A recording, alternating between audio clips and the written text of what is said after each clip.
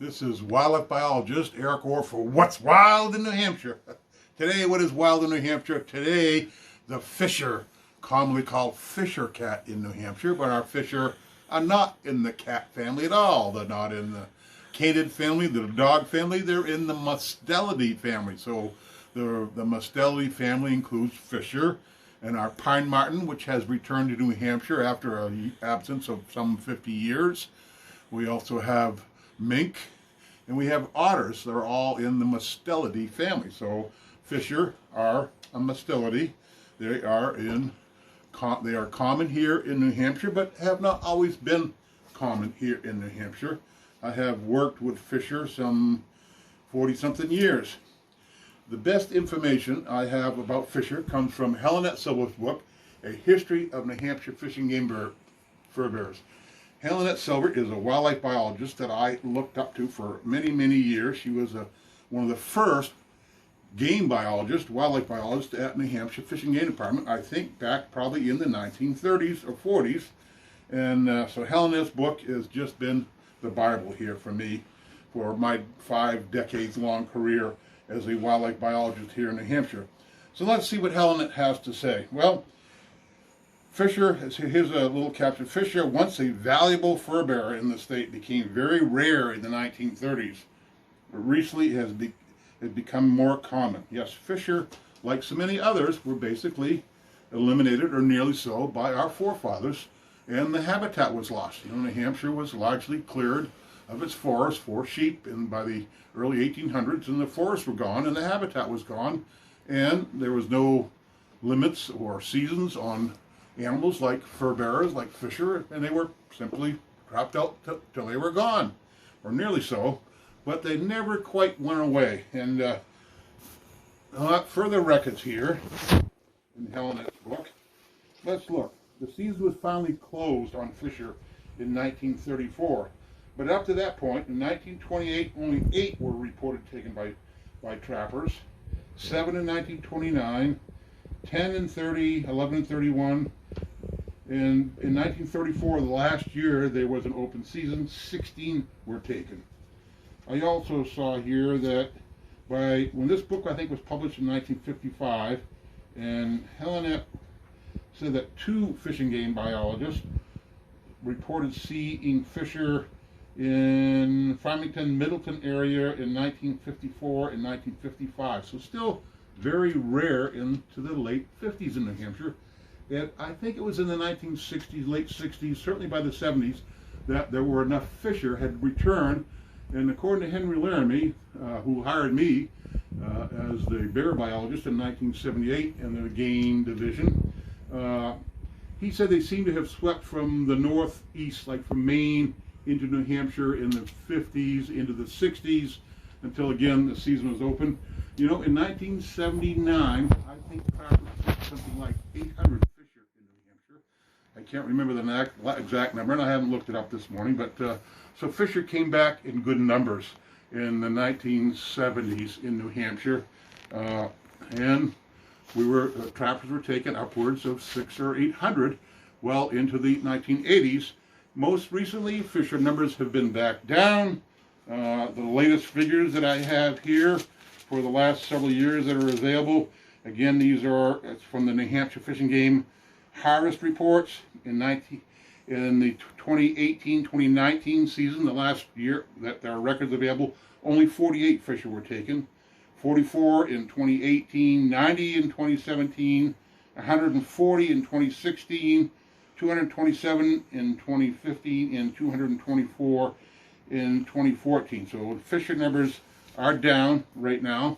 But you know, as the fur bearer biologist for the New Hampshire Fishing Game Department, beginning in 1980 until I retired in 2007, I worked with fisher and in fact helped restore fisher to Pennsylvania and Connecticut. So working with the New Hampshire Trappers Association, New Hampshire Trappers, over a 3-year period, beginning in 1994, I think, 94 or 95, I brought almost 200 fisher, live fisher, here to my house and would collect them during the day from the trappers and package them up into a plastic tube about this long and The next morning at 4:45 in the morning, I had them at the Manchester airport, and off they went to Pennsylvania.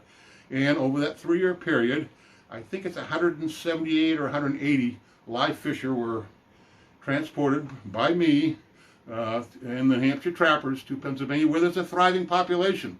In the early 90s, it was Connecticut that was asking. Paul Rigo, the fur bearer biologist, then asked for some fisher. And over a couple-year period, I think we gave Connecticut around 30 fisher, as I recall, in the early 90s. So the Hampshire trappers, the Hampshire Trappers Association, the Hampshire trappers, have helped restore fisher to both Connecticut and Pennsylvania. Here, we never lost them. They were very low in numbers, but fisher never went away. They made a dramatic comeback in the late 50s, 60s, into the 70s. In 1979, a female fisher pelt was worth over $200. One pelt, over $200. Now, I think they're like $10 or $15, not a lot. So fur prices dramatically change up and down over time. Right now, fur prices are down.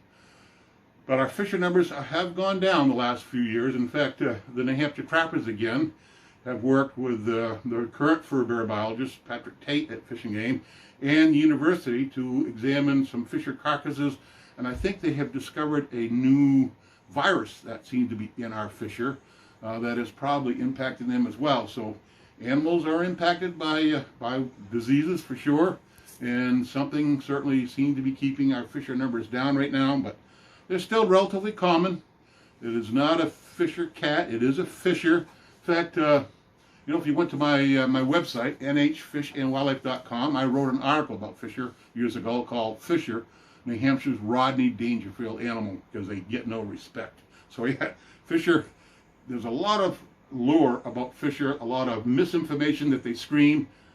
Fisher do not scream. In fact, when we were transferring fisher to Pennsylvania over that period, I told Pennsylvania, we're going to catch a lot of fisher, Well, they didn't have enough cages available. So my neighbor, luckily my neighbor, Rick Hamlet, down the road, we kept fisher 6 at a time in his barn for several months at a time. And I asked Rick, well, did you hear the fisher scream? Did you hear fisher? No, they are not vocal. Very once in a while, if you're close to them, they make this little churtle kind of a sound. They're not very vocal.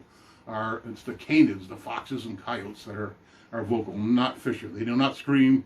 Fisher do not scream. I've never heard one. I've never heard of anybody that actually knew one that screamed. So it's not something that we have. It's the foxes that make the sounds and the coyotes, not the fisher. They're still relatively common. Numbers are down, but they probably occur in every town in New Hampshire. So we have fisher in your neighborhood. They have not gone away. Numbers are just down right now for whatever reason, probably not fully understood. But fisher are common here in New Hampshire. And if you want to call them fisher cat, I guess you can do that, because that's what we do in New Hampshire. I guess some of us, not a biologist. So for me, it's a fisher, a common fisher. We have them all over the state. They're a common animal, and they're not vicious. I've handled almost 200 fisher, over 200 fisher. I should mention, never grab a fisher by their tail.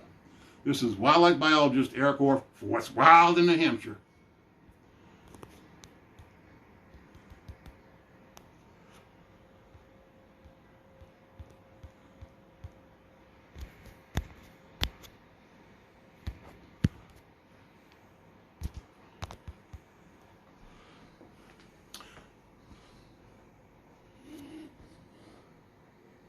Really?